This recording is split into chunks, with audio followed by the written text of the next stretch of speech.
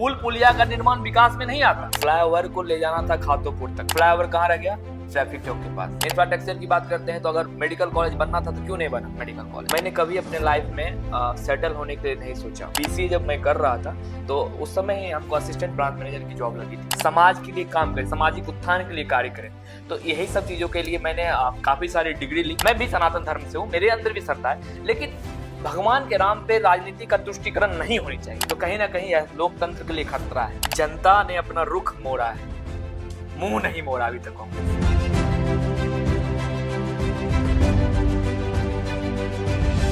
नमस्कार, आप देख रहे हैं केवी न्यूज नेटवर्क। आपके साथ मैं रक्षंदा भारद्वाज। आज के हमारे गेस्ट हैं रवि कुमार जी, जो कि NSUI के स्टेट सेक्रेटरी और साथ ही साथ ये पॉलिटिकल साइंस से रिसर्च स्कॉलर भी हैं। आइए इनसे कुछ खास बात करते हैं। नमस्कार सर, कैसे हैं आप? बहुत अच्छे हैं। इतने सारे डिग्री, एक रिसर्च स्कॉलर हैं आप, PhD कर रहे हैं पॉलिटिकल साइंस से। बिल्कुल। क्या करेंगे इतने डिग्री का? एक्चुअली सबसे पहले किसी भी साक्षात्कार में मैं बैठता हूँ या फिर इंटरव्यू में बैठता हूँ तो सबसे पहले लोग हमसे यही क्वेश्चन करते हैं कि आपने 4 टर्म्स मास्टर डिग्री करा है और फिर PhD कर रहे हैं और फिर 2 टर्म्स आपने डिग्री लिया है, तो इस सब डिग्री का क्या करेंगे? जी। मैं आपको बताता हूँ कि आज लोग चंद पैसों खर्च करके कई डिग्री ऐसी डिग्री लेते हैं जिससे मुझे जल्द नौकरी मिल जाए, कहीं मैं सेटल हो जाऊँ। मैंने कभी अपने लाइफ में सेटल होने के लिए नहीं सोचा। अगर मैं सेटल होने के लिए सोचता तो बहुत बरसों पहले मुझे HDFC बैंक में, जैसे मैंने परसुइंग ही था, डिग्री परसुइंग था, मतलब BCA जब मैं कर रहा था तो उस समय ही हमको असिस्टेंट ब्रांच मैनेजर की जॉब लगी थी, मतलब परसुइंग में ही। तो मैंने उस जॉब को अपॉर्चुनिटी सबसे पहले अपनी प्राथमिकता में नहीं लाया। हमारे मन में शुरू से ही एक भाव था कि मैं सबसे पहले जब ग्रेजुएशन में थे, जब पढ़ रहे थे तो UPSC का प्रिपरेशन करता था मैं, यूनियन पब्लिक सर्विस कमीशन। मेरा शौक था कि किसी भी तरह से हम सामाजिक क्षेत्र में जाए, क्या कि एक शासक और प्रशासक, देश में 2 ही लोग होते हैं, एक शासक होते हैं, दूसरे प्रशासक होते हैं। शासक जो हमारे देश के प्रधानमंत्री होते हैं, मुख्यमंत्री होते हैं, राष्ट्रपति, और प्रशासक जितने भी पदाधिकारी हैं, जो एजेंडा वहाँ बनते हैं सांसद भवन में बैठ के, या फिर शासक जो एजेंडा बनाते हैं वो एजेंडा फिर प्रशासक ही उसको फॉलो अप आम पब्लिक में कर पाते हैं। तो मेरा शुरू से ये शौक था कि किसी ना किसी तौर पे हम पब्लिक फील्ड में जाए और पब्लिक के लिए काम करें, समाज के लिए काम करें, सामाजिक उत्थान के लिए कार्य करें। तो यही सब चीज़ों के लिए मैंने काफ़ी सारी डिग्री ली और ज्ञान कभी बेकार नहीं जाता, और ज्ञान मैंने अर्जित किया। और उसको कहते हैं ना, करत करत अभ्यास जरमति हो सुजान रस्सिया बच जात पर सिल पर प्रतिशत। मैंने 6th क्लास में यह पढ़ा था, अभी भी मुझे याद है। और हमने प्रयासरत रहा हमेशा, और प्रयास कभी छोड़ा नहीं। और आज आप जो हमसे क्वेश्चन कर रहे हैं इस मुकाम पे है, तो हम ईश्वर से कोशिश करते हैं आप लोगों का आशीर्वाद, प्यार और समाज का आशीर्वाद रहा तो एक दिन बहुत बड़े ऊंचाइयों को जरूर छुएंगे। आप वुमेन राइट्स वेलफेयर ऑर्गेनाइजेशन के स्टेट प्रेसिडेंट हैं। महिला की स्थिति के बारे में क्या कहना चाहेंगे? देखिए, आपने सही सवाल किया है कि अभी महिलाओं की स्थिति जो है भारत में, और कहीं ना कहीं बहुत सारे वेलफेयर ऑर्गेनाइजेशन हैं जो महिलाओं की स्थिति के बारे में काम कर रहे हैं। देखिए, सबसे पहले तो मैं अब एक रिसर्च स्कॉलर भी हूँ, PhD कर रहा हूँ। तो सबसे पहले आप सुने होंगे महिला सशक्तिकरण का, मैं वहाँ से शुरू करता हूँ जहाँ से पंडिता रामाबाई का नाम सुने होंगे, जो महिला कल्याण के लिए उन्होंने बहुत कुछ किया था। आज़ादी से पूर्व और आज़ादी के बाद और अब तक, यानी कि हम बात करें तो आज़ादी से पूर्व का, आज़ादी के बाद और अभी तक मॉडर्न क्या हुआ महिलाओं के लिए, इन सारी चीज़ों को एक बहुत बड़ा पैराग्राफ हो जाएगा इन सारी चीज़ों को बताने। लेकिन मैं ऊपर से ही थोड़ा थोड़ा बता देता हूँ संक्षेप में कि टाइम भी कम लगे और मैं इस सवाल का जवाब भी दे सकूँ। महिलाओं के उत्थान के लिए लगातार देखिए, जिस तरह से महिलाओं के साथ अभी अत्याचार होता है, एक अत्याचार सिर्फ महिलाओं के साथ घरेलू हिंसा ही नहीं है, महिलाओं के साथ आर्थिक, शारीरिक, मानसिक सभी तरह के अत्याचार से आज महिला गुजरती है। मैं इन चीज़ों को बहुत करीब से देखा। आज आप किसी भी चीज़ को लेकर अगर महिलाएं थाना जाती है तो उनके साथ वहाँ भी किसी ना किसी अच्छा बर्ताव नहीं होता उनके साथ, या किसी तरह के साथ उनके साथ कोई भी समस्या होती है उनके साथ अच्छा लेकिन मेरा ऑर्गेनाइजेशन है, यह ऑर्गेनाइजेशन पिछले कई सालों से लगातार महिला उत्पीड़न के लिए ही काम कर रहा है। और खास करके हमें लगता है कि हजारों महिलाएं, हजारों मतलब महिलाओं के अधिकार की लड़ाई हम लोगों ने लड़ी है, और हजारों महिलाओं को आज हम लोग अपना अधिकार, देखिए एक्चुअली होता है क्या कि आप न्यायालय जाएंगे ना, न्यायालय, तो न्यायालय आपको आपका अधिकार दिला सकता है, लेकिन आपकी इज्जत न्यायालय आपको नहीं दिला सकता। लेकिन हमारे ऑर्गेनाइजेशन में एक ऐसा चीज है कि हम आपको आपका इज्जत और आपके अधिकार, हम दोनों की लड़ाई लड़ते हैं। आपके बारे में दुनिया का कोई लोग नहीं जानेगा जिस ऑर्गेनाइजेशन में है, और ऑर्गेनाइजेशन से बाहर भी बात पब्लिक नहीं होगी। जिस ऑर्गेनाइजेशन में, उसी ऑर्गेनाइजेशन में रह के आपकी सारी समस्याओं का निदान किया जाएगा। इस तरह से हम, मेरे कहने का मतलब एक लाइन में है कि महिलाओं के इज्जत और महिलाओं का अधिकार हम दोनों दिलाने का काम करते हैं, यही हमारा संगठन का। लगता है इस सरकार में महिलाओं के लिए सरकार कुछ कर रही है? देखिए, अगर मैं पॉलिटिकल रिसर्चर हूँ तो सच बात भी कुछ, मैं पॉलिटिक्स के लिए यहाँ नहीं बैठा हूँ। और आपने कहा पॉलिटिकल साइंस से आप रिसर्चर हैं, तो एक फैक्ट होनी चाहिए, बात करने का एक पैरेलल ढंग होनी चाहिए कि मैं राजनीति हर क्षेत्र में ना करूँ। तो सबसे पहले तो महिलाओं के उत्थान के लिए सरकार ने कई कदम, इससे पूर्व की सरकार भी, जिस समय 10 साल पूर्व, एक दशक पूर्व जब कांग्रेस पार्टी की सरकार थी, तो महिलाओं के उत्थान के लिए कई कार्य चले। उसमें कई मतलब योजनाएं थी जो सरकार चलाती थी। तो कहीं ना कहीं देखिए, सरकार ही सब कुछ नहीं कर सकती है, हम जैसे, आप जैसे लोग भी उसको उस चीज को समन्वय कर सकते हैं, उस चीज को चला सकते हैं। तो महिला कहीं ना कहीं अभी का जो समस्या है, अभी जो महिलाओं के साथ स्थिति है, सरकार सारे दावे कर रही है, सारे बातें बता रही है महिलाओं के प्रति, महिलाओं के महिलाओं के साथ घरेलू हिंसा ना हो, महिलाओं का उत्पीड़न ना हो, महिलाओं को न्याय मिले, महिलाओं को शिक्षा मिले, महिलाओं को अधिकार मिले, महिलाओं को रोजगार मिले। इन सब चीज के लिए सरकार सजग है, मैं इस बात को मानता हूं, लेकिन कहीं ना कहीं इस चीज का दुरुपयोग भी हम मानते हैं कि सरकार 40% सजग है, तो दुरुपयोग 60% इसका हो रहा है। अभी ना कहीं भी लोग, महिला सुरक्षित अपने आप को महसूस नहीं करती।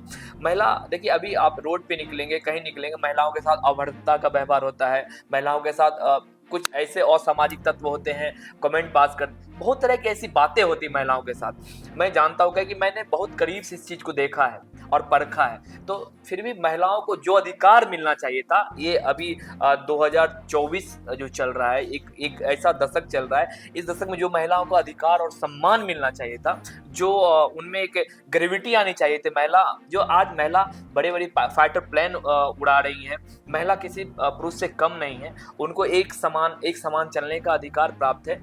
कुछ वर्षों पहले महिला, आप जिस सीट पे बैठी हैं उस सीट पे महिला नहीं हुआ करती थी, वहां सिर्फ पुरुष का अधिकार होता था, आप पुरुष प्रधान देश कहलाता था। लेकिन अब पुरुष प्रधान देश ना होके हम कहते हैं कि ये पुरुष प्रधान देश और महिला, मतलब दोनों को एक समान अधिकार प्राप्त हो, इक्वल अधिकार प्राप्त हो, और महिला जितना पुरुषों को अधिकार है, अगर उतना महिलाओं को भी अधिकार हो।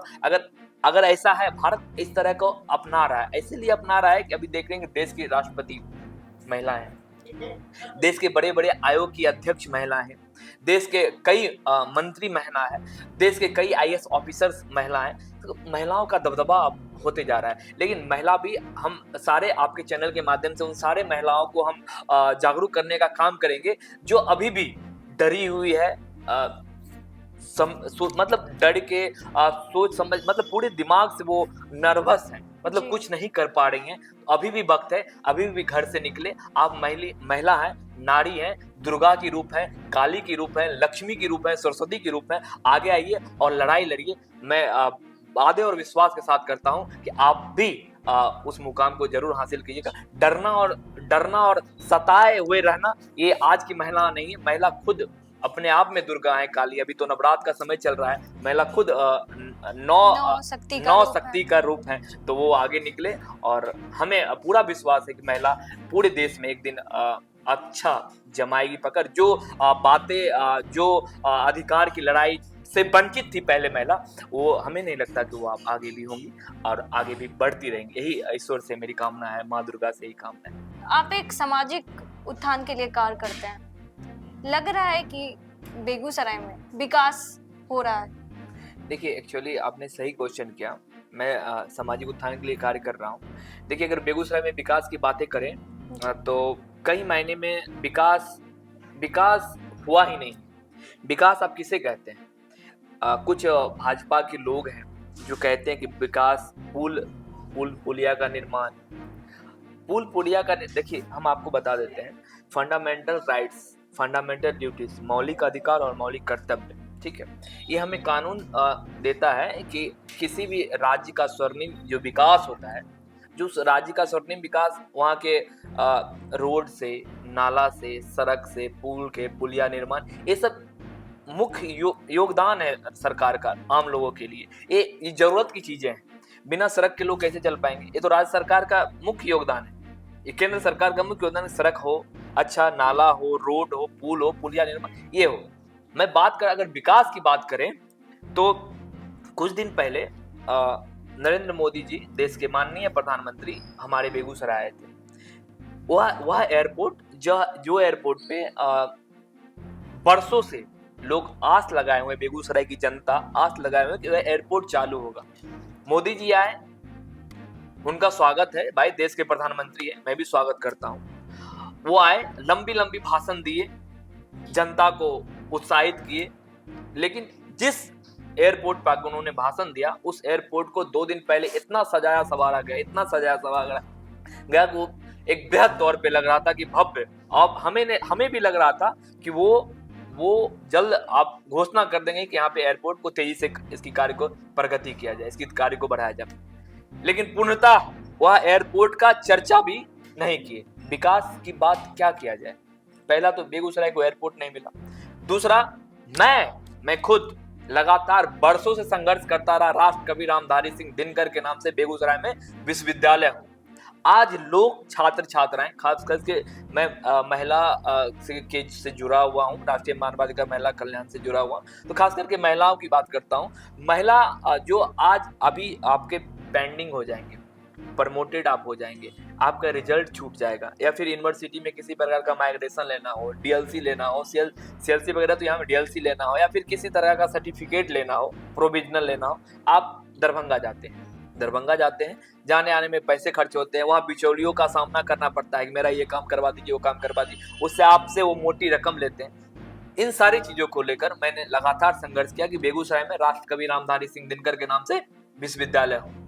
तत्कालीन उस समय के मुख्यमंत्री नीतीश कुमार जी थे। नीतीश कुमार, कई बार मैंने इन चीजों का विरोध किया, मेरे पूर्व के साथी ने कई बार भी उन लोगों में विरोध किया, लेकिन आज तक ना मोदी जी आए, ना दिनकर विश्वविद्यालय की घोषणा किया, और ना बेगूसराय के माननीय सांसद गिरिराज जी जो हैं, ना दिनकर विश्वविद्यालय की घोषणा की। इनको सिर्फ एक ही चीज का घोषणा करना होता है कि हमारे जाति संप्रदाय के लोग, हमारे संप्रदाय के लोग, हिंदू मुस्लिम आपस में कैसे भिड़ जाए। ये गंगा जमुनी तहजीब वाला बेगूसराय जिला है। यहाँ सारे, हम तो कहते हैं सभी जाति, सभी धर्म और सभी संप्रदाय के लोगों को जब समान अधिकार प्राप्त है, तो फिर ये जातिवाद क्यों? अगर जाति धर्म की राजनीति की बात करते हैं, अगर धर्म की राजनीति की बात करते हैं, तो महाराणा प्रताप, अगर देश को अगर धर्म से खतरा होता तो महाराणा प्रताप के चालक जो है हिंदू नहीं होते, और अकबर के योद्धा जो है वो, महाराणा प्रताप के चालक मुस्लिम नहीं होते, और अकबर के योद्धा जो है वो हिंदू नहीं होते। अगर धर्म को देश से दिक्कत होता तो सारे पूरा प्रोपगेंडा। आप धर्म की बात करते हैं, विकास की बात करते हैं, जय श्री राम कह देने से अगर हमारा पेट भर जाए, अगर जय श्री राम कह देने से हमको खाना मिल जाए, जय श्री राम कह देने से हमको रोजगार मिल जाए, अरे आप सतयुग के राम को कलयुग में क्यों जोड़ रहे हैं? वो सतयुग के राम थे, मर्यादा पुरुषोत्तम राम थे। वो सतयुग के राम को आप कलयुग में लाके लोगों को भरे। हाँ, उनसे ज्यादा मेरे मन में भगवान के प्रति स्नेह है, प्यार है, श्रद्धा है, विश्वास है। हमें नहीं लगा, मैं खुद बिना नहाए, बिना पूजा किए कुछ नहीं करता, अन्न जल ग्रहण कुछ भी नहीं करता। ये 365 दिन का, चाहे वो धूप हो, गर्मी हो, बरसात हो, कुछ भी हो, 365 दिन बिना अन्न जल ग्रहण किए कुछ नहीं करता। इससे ज्यादा बड़ा भक्त कोई नहीं हो सकता। माँ काली की मंदिर है बेगूसराय में विराजमान, मेरा फिक्स रहता है कि हर एक मंगलवार को माँ काली का जब तक आशीर्वाद ना ले तो कुछ नहीं करता।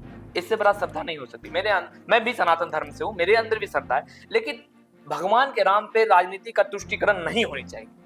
अगर यह भगवान के नाम पे राजनीति का तुष्टीकरण होती है तो कहीं ना कहीं यह लोकतंत्र के लिए खतरा है। या लोग, क्योंकि लोकतंत्र यहाँ सभी जाति और सभी धर्म के लोगों को जब समान अधिकार प्राप्त है, सभी अपने अपने, ना हमको अजान से दिक्कत है, ना हमको भजन से दिक्कत है। कुछ लोगों को, ऐसे लोगों को दिक्कत हो जाते हैं कि हमको अजान से दिक्कत है, हमको भजन से दिक्कत, ना हमको अजान से दिक्कत है, ना हमको भजन से दिक्कत। हमको सिर्फ और सिर्फ रोजगार चाहिए, हमको विकास चाहिए, यहाँ के युवाओं को, यहाँ के छात्र छात्राओं को अच्छा विश्वविद्यालय चाहिए। आप ये बात करते हैं, अब विकास की बात करते, मैं तो धर्म की बात करने लगा आपके साथ बैठ के। विकास की बात करते हैं तो बेगूसराय में मेडिकल कॉलेज खुलने वाला था, सूजा भर्रा में। मेडिकल कॉलेज के लिए सारे चीज इक्विपमेंट्स वहां आ गए थे, गिर गए थे, काम शुरू हो गया था। अब कैसा गिरा जी ही न बताएंगे, अब क्या हो गया, तो सारे इक्विपमेंट्स उठ के चले गए, सारे सामान उठ के चले गए, मेडिकल कॉलेज बनना बंद हो गया। ये तो गिरिराज सिंह बताएंगे। आप विकास की बात करते हैं, बेगूसराय में पॉल्यूशन पूरे विश्व में पहले स्थान पे बेगूसराय पॉल्यूशन में है। 1 नंबर स्थान है बेगूसराय का पॉल्यूशन में। आप देख लीजिए, हजारों हजार लीटर पेप्सी उद्योग खुले हैं बेगूसराय में। आप एक एंकर यहाँ बैठे हुए हैं, आपके परिवार में, आपके दोस्त में, आपके अगल बगल के रिश्तेदार में कोई पेप्सी प्लांट में किसी को नौकरी लगा? किन्हीं को? बेगूसराय के एक भी लोगों को उसमें नौकरी नहीं है। क्यों नहीं नौकरी है पता है? हम आपको बताते हैं, हम एक पॉलिटिकल रिसर्चर है, पॉलिटिकल साइंस के रिसर्चर। एक क्षेत्रवाद शब्द आता है, हमारे क्षेत्र के सांसद महोदय है नहीं, संसद महोदय है गंगा पार के, तो गंगा पार के ही लोगों को नौकरी यहाँ मिलती है। हमको नौकरी नहीं मिल सकती, हम नौकरी नहीं कर सकते उसमें, क्योंकि हम इस क्षेत्र के लोग हैं। वो अपने क्षेत्र के लोगों को नौकरी दिलवाते पेप्सी प्लांट में। उतने बड़े कारखाने हैं, IOCL, इतना। बेगूसराय की जनता पॉल्यूशन से मरे, बेगूसराय की जनता, लेकिन नौकरी किसको मिले? बाहर के लोगों को। नौकरी किसको मिले? सांसद महोदय के क्षेत्र के लोगों को। तो विकास, अभी भी विकास हुआ कहाँ? विकास, पुल पुलिया का निर्माण विकास में नहीं आता। सरकार इंफ्रास्ट्रक्चर पे इतना खर्च कर रही है। एक्चुअली है ना, देखिए, खर्च करना जी और धरातल पे उतारना दोनों में बहुत फर्क है। आसमान में आप प्लेन देख सकते हैं, लेकिन उसको चाहेंगे कि वहां पे उतार दे तो संभव नहीं है। वह गंतव्य स्थान में भी जाके उतरता है। तो इनका प्लेन जो उड़ रहा है हवा में, वो गंतव्य स्थान पे भी नहीं उतरता है, वो सिर्फ हवा में ही, ठीक है, हवा में ही आपको दिख रहा होगा ऊपर, लेकिन गंतव्य स्थान पे जहां रहना चाहिए वहां नहीं। आप फ्लाईओवर की बात किए थे, फ्लाईओवर को ले जाना था खातोपुर तक, यहाँ से सिंगौल से शुरू करके खातोपुर तक ले जाना था। फ्लाईओवर कहाँ रह गया? ट्रैफिक चौक के पास। आप बताइए, आप एंकर है यहाँ बैठे हुए हैं, सोचने की बात है, अगर आप लोहिया नगर ओवर ब्रिज से जो लोग पास करके इस साइड आएंगे और ऊपर से जो गाड़ी नीचे आएगी, दुर्घटना बढ़ेगी या नहीं बढ़ेगी? ऑफ कोर्स दुर्घटना बढ़ेगी। तो इंफ्रास्ट्रक्चर का विकास आपने किया कहाँ? सबसे चूक तो बेगूसराय में लाके कर दी। यहाँ के लोगों के साथ, जान के साथ खिलवाड़ होगी आप आने वाले समय में। इंफ्रास्ट्रक्चर की बात करते हैं तो अगर मेडिकल कॉलेज बनना था तो क्यों नहीं बना? मेडिकल कॉलेज बनना था ना बेगूसराय में, मेडिकल कॉलेज नहीं। मानते हैं कि मोदी जी देश के चौकीदार हैं, तो देश के मालिक कौन है? देश को चलाने वाले कौन है? मोदी जी सही बोले, हम देश के चौकीदार हैं। मोदी जी देश के चौकीदार हो सकते, लेकिन उनके मालिक है अडानी, अंबानी, नीरव मोदी, ललित मोदी, ये सब देश चलाते हैं। वो देश नहीं चलाते, वो सब देश चलाते हैं। और जितना भी इंफ्रास्ट्रक्चर की बात होती है वो सब करते हैं। कहाँ पे कौन जमीन को लेना है, कौन जमीन को बेचना है, कौन सा जमीन सरकार के अंदर है, किसको हमको ले लेना है, कि मेरा पूंजीपतियों का ये सरकार है। पूंजीपति कैसे बने? इंफ्रास्ट्रक्चर तो आम लोगों को धरातल पे कुछ नहीं मिला है। आप इस पे रिसर्च कर सकते हैं, देख सकते हैं, लोगों पे जाके धरातल पे आप एंकरिंग कर सकते हैं। देखिए आप लोगों को कहाँ क्या मिला। हर जगह वही बात होती है। हाँ, आपको प्रधानमंत्री आवास योजना मिल रहा है, कितने का मिल रहा है? तो इतना पैसा मिल रहा है। हाँ, तो इतना % कमीशन आप पहले ऐड करवा दीजिएगा, इतना % कमीशन इसको दे जाइएगा, इतना % कमीशन इस साहब को देगा, इतना % कमीशन उस साहब को। तो विकास की बात विकास हुआ ही नहीं। विकास किसको? कोई भी सिर्फ और सिर्फ हवा में दिखा। आपको मैंने उदाहरण देके बताया था, प्लेन जो उड़ती है ना वो सिर्फ हवा में, इनका एयरपोर्ट नहीं बना हुआ है कहाँ लैंड करेंगे। बस इतना समझ लीजिए। रिफाइनरी और फर्टिलाइजर बंद हो गया और आज फिर से मोदी जी आए और उन्होंने फंड्स दिए और चालू हो गया। क्या कहना चाहेंगे आप? देखिए, मैं फंड की बात तो नहीं जानता, लेकिन जब अटल बिहारी वाजपेयी की सरकार थी तो वो समय वह बंद हुआ था फर्टिलाइजर, ठीक है। और फर्टिलाइजर बेगूसराय में जो है ना बहुत अच्छा, ये इसका जो मतलब जब सरकार कांग्रेस पार्टी की सरकार थी, श्री कृष्ण बाबू थे, श्री कृष्ण बाबू के समय में ही रिफाइनरी का उद्गम हुआ था, बनना शुरू हुआ था। बेगूसराय विकास की ओर बढ़ रही थी, विकास की गाथा लिख रही थी। तो ये सब कांग्रेस के समय में ही बना, अटल बिहारी वाजपेयी जी के समय में बंद हुआ, ठीक है, लेकिन बनना शुरू हुआ काम कांग्रेस के समय में।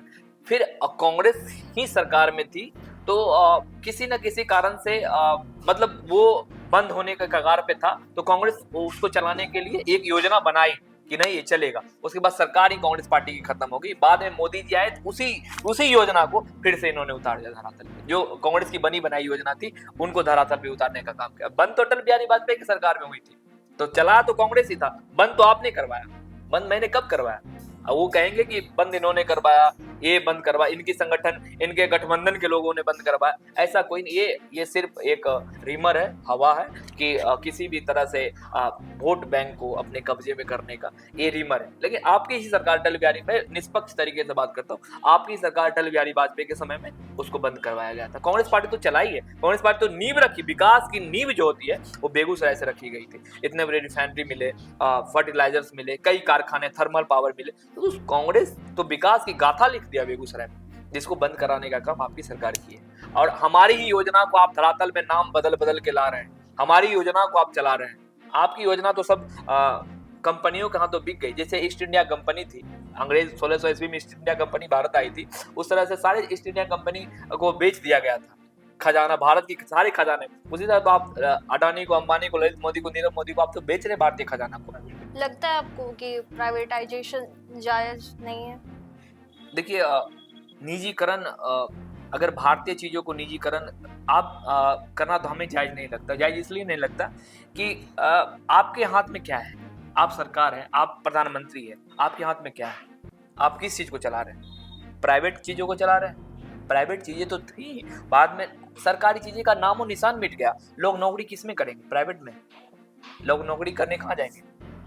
किस कहेंगे कि हम प्राइवेट रेल में नौकरी करते हैं? आपकी संपत्ति आपकी है, रेल आप चला रहे हैं, मंत्री आपके हैं, लेकिन आप किसको बेच रहे हैं? भारतीय मिनिस्ट्री ऑफ रेलवे है ना, आप मिनिस्ट्री ऑफ रेलवे, भारतीय रेल आप लिख, लेकिन बेच रहे हैं प्राइवेट कंपनी को, दे रहे हैं प्राइवेट कंपनी।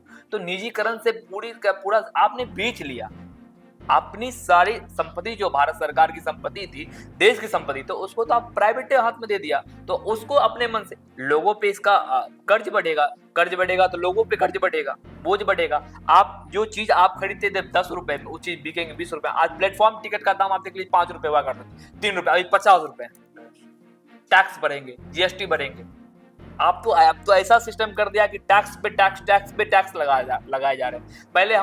पहले आप ड्राइविंग लाइसेंस बनाते होंगे तो ड्राइविंग लाइसेंस में कम टैक्स लगते थे बनाने में। अभी देख लीजिए, आप ड्राइविंग लाइसेंस बनाएंगे कितने हैं, महंगाई तो चरम सीमा पे। आप जब 70 साल तक दाल को आने में 70 रुपया लगा, 1 रुपए से 70 रुपए 70 साल तक आने में लगा। अब इस दाल का कीमत 70 से हो गया 150 रुपए, 200 रुपए किलो। सरसों तेल को आने में 100 रुपए लगा 70 साल, अभी सरसों तेल का दाम 10 साल में 200 रुपए हो गए।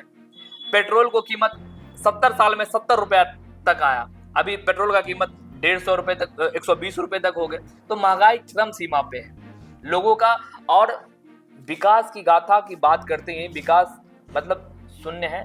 और रिफाइनरी, फर्टिलाइजर, ये सब कांग्रेस पार्टी की ही देन थी और अभी है और चल रहा है, और इनकी ही योजना पे उतार रहे हैं। एक सवाल लेना चाहूंगी, देश में कांग्रेस सरकार के पतन होने का क्या कारण? देखिए, मैं पतन की बात तो नहीं करूंगा। जनता ने अपना रुख मोड़ा है, मुंह नहीं मोड़ा अभी तक कांग्रेस से। अभी भी उनके दिलो दिमाग में कांग्रेस की वो चाह, वो नजरिया, उनका वो काम करने का तरीका अभी भी है। सिर्फ रुख मोड़ा है, मुंह नहीं मोड़ा है। और ये कांग्रेस कभी पतन नहीं होगा। कांग्रेस का मतलब ही सभा होता है, ठीक, एक सभा। कांग्रेस का मतलब सभा, और सभा कभी खत्म नहीं होती, और सभा किसी न किसी रूप में चलती रहती है। या तो आज आपके और मेरे बीच में चल रही है, कल उनके बीच में, परसों, सभा किसी न किसी रूप में चलती है। कांग्रेस कभी पतन नहीं हो सकता, कांग्रेस का कभी पतन नहीं हुआ। लेकिन हाँ, कुछ हम लोगों में गिरावटें आई, हम मानता हूँ इस बात को।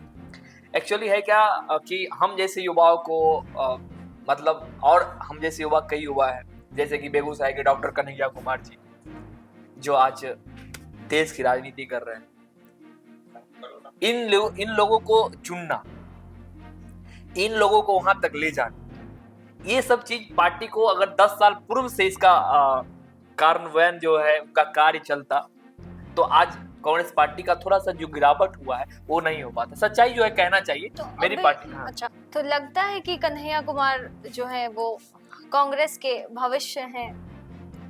देखिए कांग्रेस के भविष्य हम भी हैं, कांग्रेस के भविष्य कन्हैया कुमार जी भी, और कांग्रेस के भविष्य आने वाले जितने युवा सब भविष्य है वो इसलिए भविष्य है कि कांग्रेस पार्टी धरातल पे हमेशा काम की है और कांग्रेस के एक एक कार्यकर्ता कांग्रेस पार्टी के सिपाही हैं। उनके लिए आवाज उठाते हैं, उनके लिए लड़ाई लड़ते हैं, उनके लिए आगे बढ़ते हैं।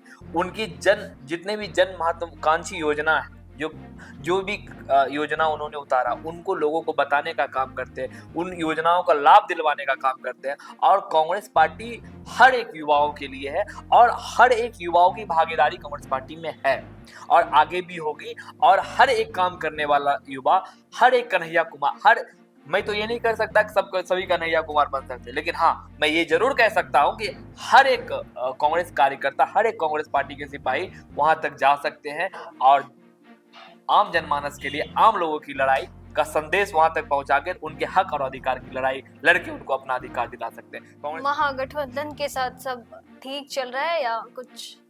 देखिए महागठबंधन पहले भी ठीक था, अभी भी ठीक है और आगे भी ठीक रहेगा। महागठबंधन पूरी निष्पक्षता के साथ पूरे भारत में चुनाव लड़ रही है और आने वाले समय में आम जनमानस भी महागठबंधन के साथ है। वो इसलिए साथ है कि उन्होंने मोदी जी के दावे, मोदी जी के जुमलों, मोदी जी के कार्य करने की नीति, मोदी जी के विदेश नीति, मोदी जी की कूटनीति से परेशान होकर महागठबंधन पे इस बार फिर से भरोसा जताने का काम किया और पूरे देश में एक छत्र बहुमत से महागठबंधन फिर से आ रही है। कांग्रेस के साथ हैं या महागठबंधन ने जो एक नेता चुना है आपका अवधेश राय जी, उनके साथ?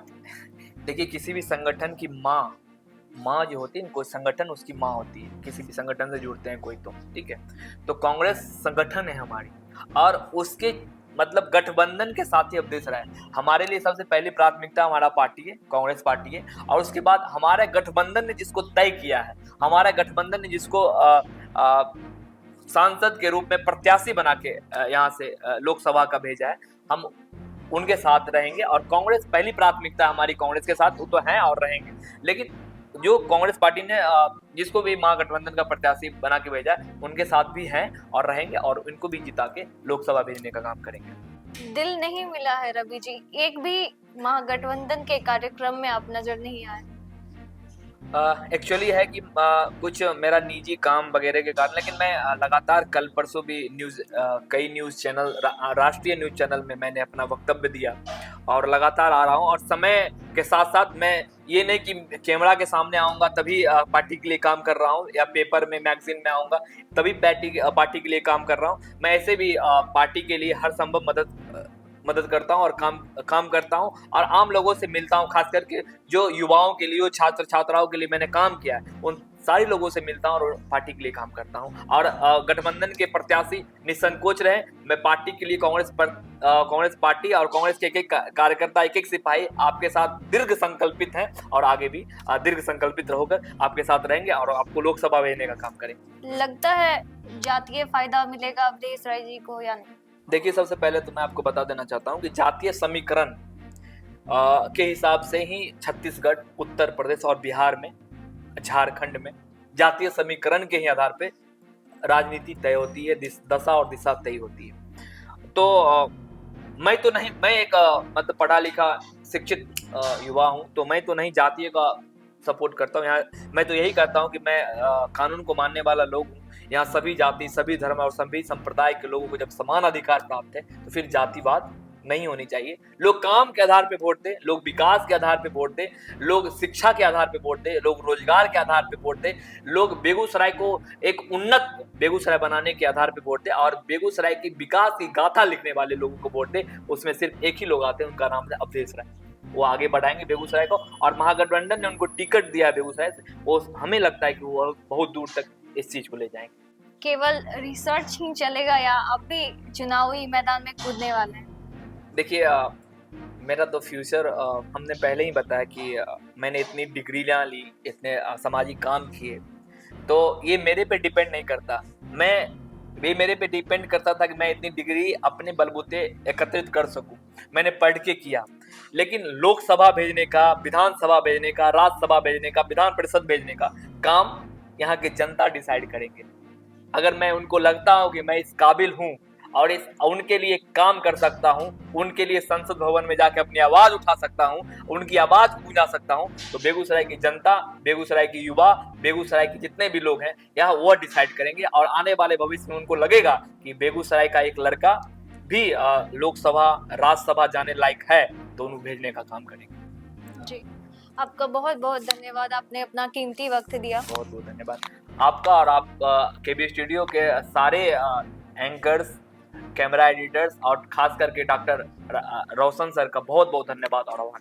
जय हिंद। चुनावी माहौल है और इसी तरह हम पक्ष और विपक्ष की बातें आपको सुनाते रहेंगे। आप देखते रहें केबी न्यूज नेटवर्क। आपके साथ मैं रक्षंदा भारद्वाज। मिलते हैं नए वीडियो में नए गेस्ट के साथ। जय हिंद, जय भारत।